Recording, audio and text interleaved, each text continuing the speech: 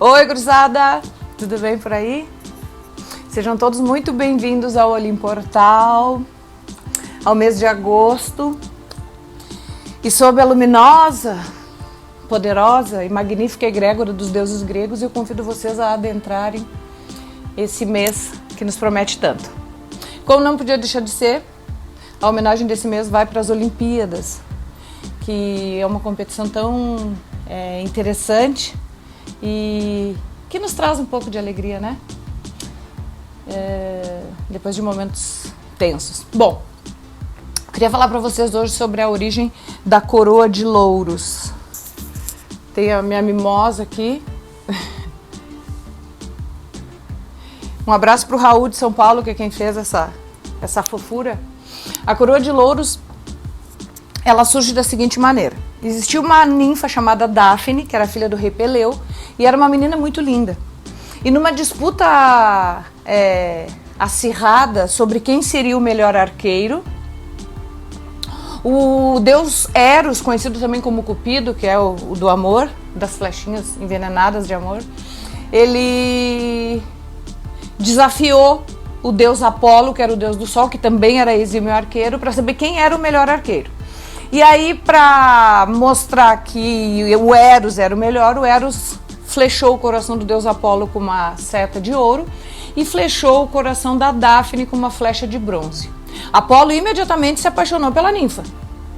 E a ninfa imediatamente repudiou o deus Sol. Isso se transformou numa perseguição frenética e numa determinada vez a ninfa correndo, fugindo do deus Apolo, quando ele vai aprisioná-la, ela pede para o pai, o rei Peleu, que livrasse ela daquilo ali. Imediatamente ela foi transformada num pé de louro, num loureiro. Quando o Apolo consegue finalmente abraçá-la, ele está abraçado numa árvore, né, num loureiro. Então ele, triste por não ter conseguido ficar com a amada, ele colhe as folhas do louro e faz uma coroa. Esse símbolo é utilizado como símbolo da vitória há muito tempo. Inclusive os grandes imperadores romanos usavam coroas de louro, né? De ouro no caso. Essa é a história da coroa de louros. E como segundo a mitologia grega, os Jogos Olímpicos nascem em Olímpia, nascem no Olimpo, dizem que quem inventou os Jogos Olímpicos para divertir o pai Zeus foi o Hércules, o deus da força. Depois do quinto trabalho das 12 tarefas que ele teve, depois do quinto, que era limpar os estábulos do rei Algias, ele resolveu fazer essa competição, criar essa competição para alegrar o pai. Bom, dito isso, então agora vamos adentrar as nossas orientações e eu desejo que tenhamos todos um mês de agosto próspero, vitorioso, e por que não dizer, e com muita paz. Vamos parar de conversar agora que o tempo já passou demais. Bora lá para a previsão?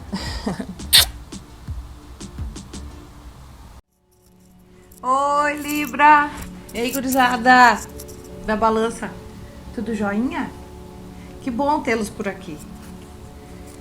Vejamos o que o Golden Oracle tem para dizer para os nossos queridos librianos. O mês passado tava pesado, né, Libra? Tava dando uma olhadinha, tem até uma amigona... Opa! Tem até uma amigona minha que tem ascendente em Libra. E eu andei comentando com ela e ela disse, nem me fala, tava tenso. Mas nada como um dia depois do outro.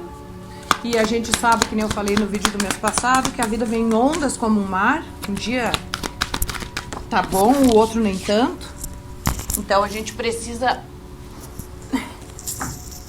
entender e surfar da melhor maneira que a gente possa nessas ondas, né, Libra? Oremos então para que esse mês as coisas estejam melhorando e que se tornem ainda melhores com o passar do mês.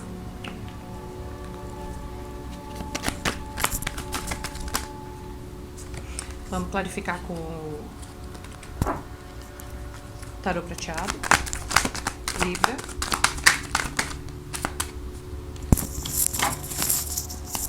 rosto.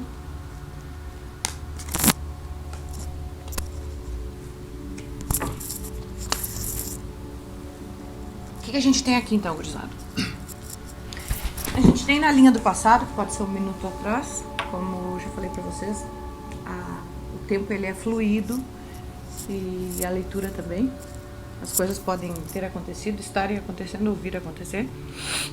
No passado a gente tem a Aracne. Quem é a Aracne? A Aracne, a palavrinha dela é ego. A Aracne ela é uma mortal que ela tecia, ela fazia tecidos muito bem. E aí ela ousou dizer que o dom que ela tinha não tinha nada a ver com a deusa Minerva, que era a deusa Tecelã. Então a Minerva aparece para ela repentinamente, a castiga e a transforma numa aranha. Essa história tá numa playlist aqui no meu canal chamada Mitologia Grega. Dê uma olhadinha lá que é muito legal essa história completa. Então a Aracne ela desafiou a ira da deusa e aí ela foi transformada num aracnídeo. Do que nos fala essa carta então, Libra? E no momento que passou, em algum momento que passou já, tu foste provocado a reafirmar ou afirmar a tua superioridade em alguma coisa. Tipo assim,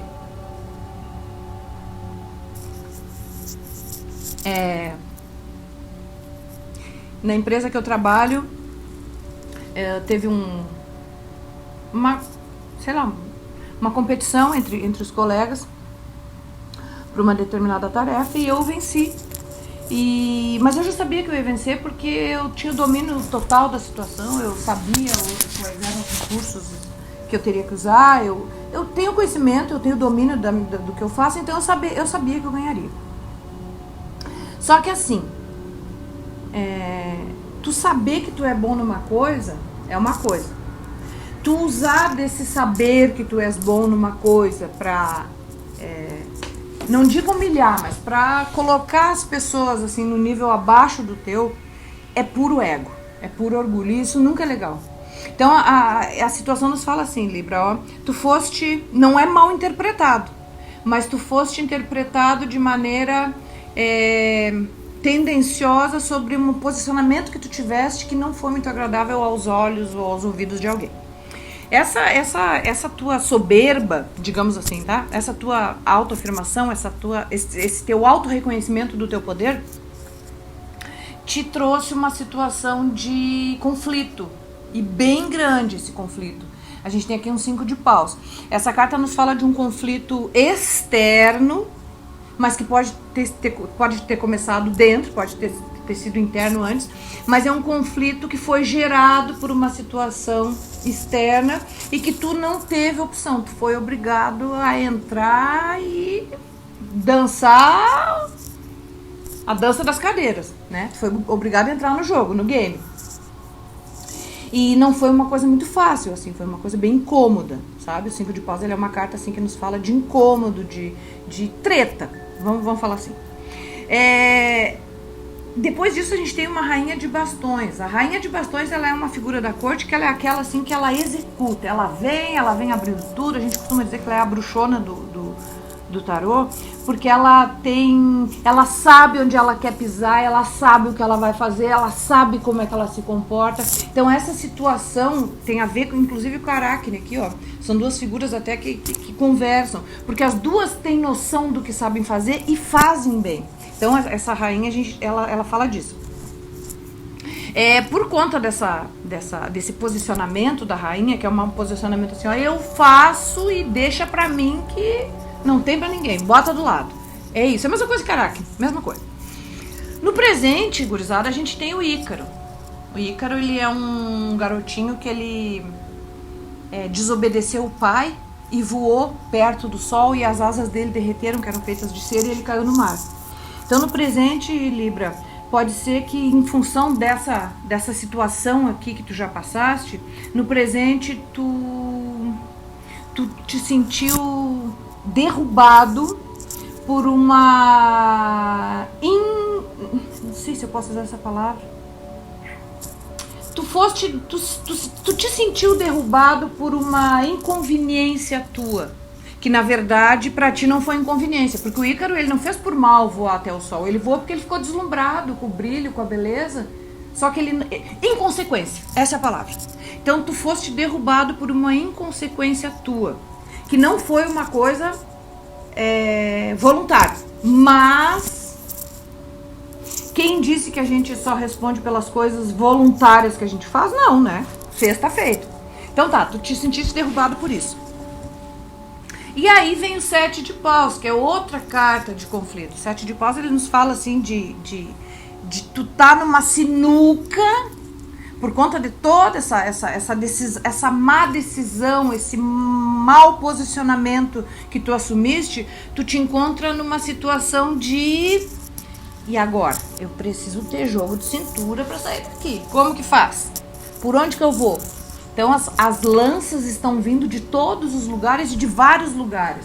Tu precisa estar sendo ninja nesse momento para tu poder sair dessa situação. Percebe que aqui a gente tem o 5 e aqui a gente tem o 7 de pau. São duas cartas de extrema valentia, né? Tá te sendo exigido uma extrema valentia. E a gente tem aqui para clarificar o Cavaleiro de Bastões. O Cavaleiro de Bastões é aquele cara que ele vem a galope, muito rápido, né? Com muita certeza do que ele está trazendo, e ele vem trazendo assim mais um desafio. Ele vem trazendo uma ideia de tu precisa agir agora. Essa é a hora de tu fazer acontecer. Então o teu presente tá muito assim, Libra, ó. Tu é obrigado a correr atrás do teu prejuízo, porque tá ligado quando tu tá correndo de uma onda e tu olha pra trás e ela tá chegando cada vez mais perto? É isso que eu tô falando.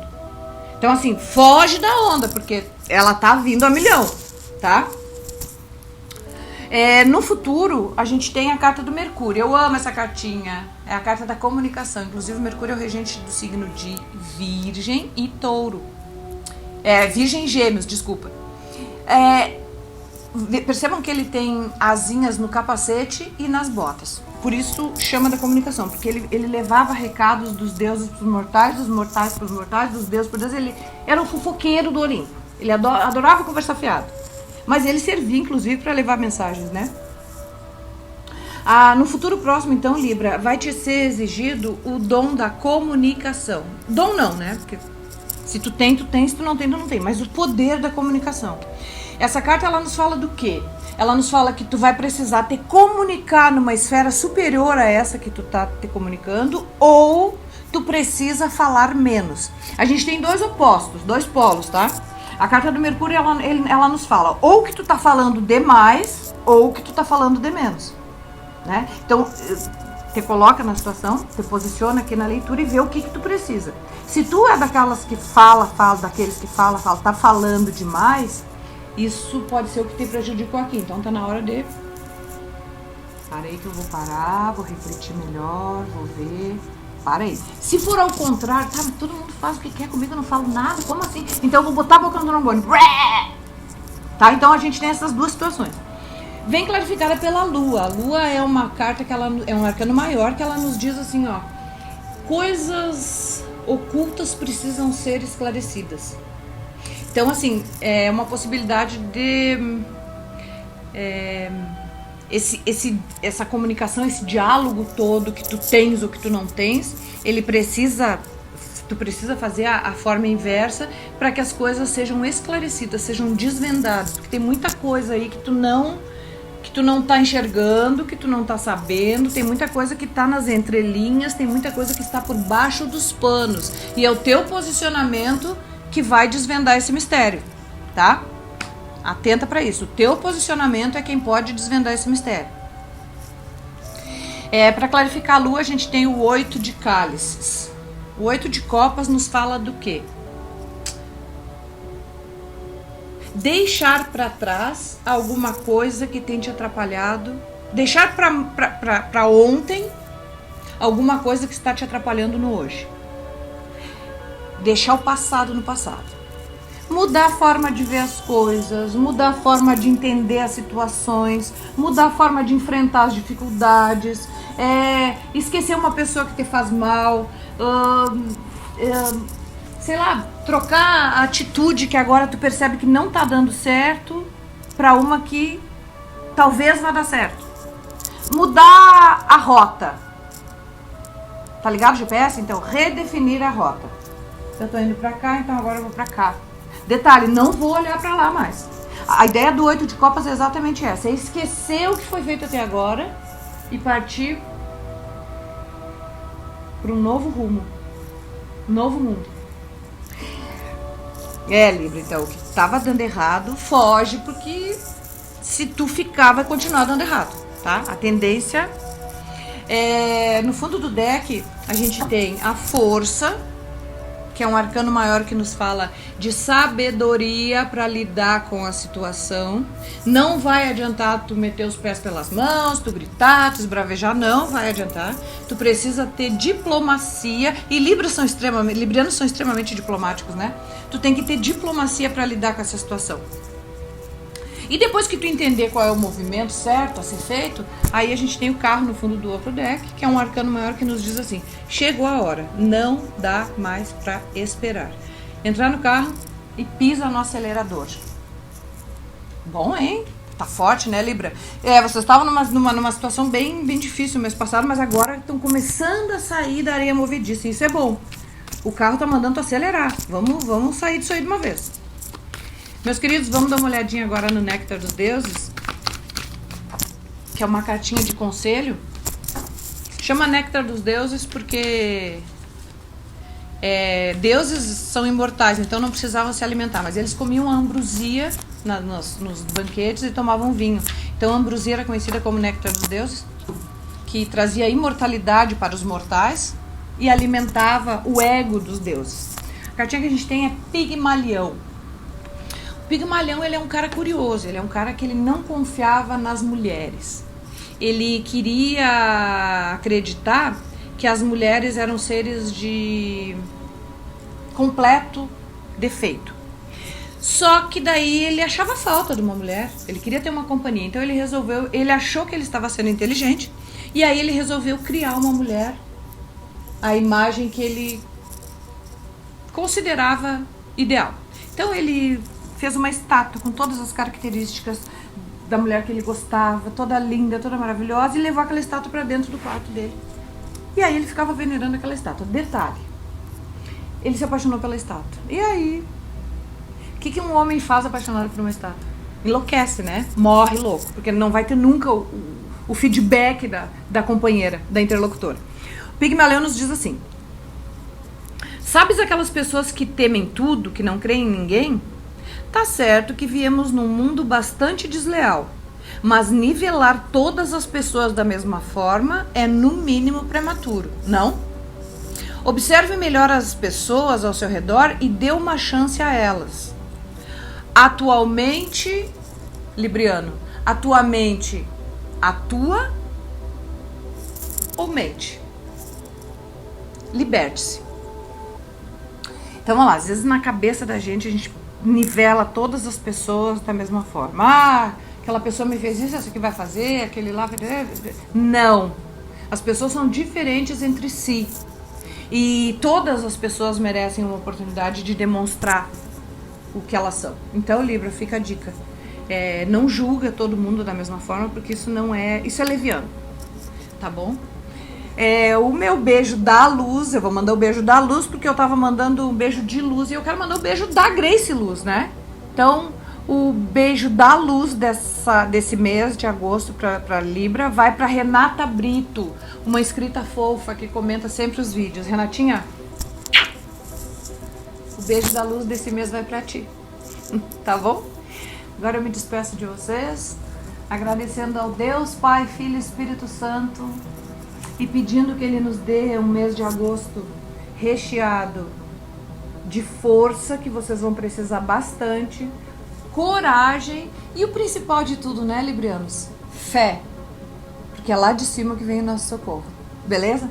Um beijaço da Grace Luz e a gente se fala logo, logo.